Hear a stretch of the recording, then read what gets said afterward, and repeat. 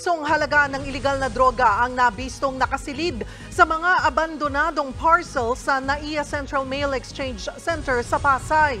Ayon sa Bureau of Customs, 4.5 million pesos ang halaga ng marijuanang nasabat sa 8 parcel. Nakuha rin dyan ang mga cannabis oil at disposable vapes. Galing daw ito sa California at Canada na ipinadala sa iba't ibang lugar sa Metro Manila, Cavite at Laguna. Nakadeklara raw ang mga parcel bilang regalo, Pokemon cards, NBA cards at alahas. Itinurn over na sa PIDEA ang mga illegal na droga. Tinitrace na rin ang mga nasa likod ng pagpupuslit ng mga parcel na may lamang droga.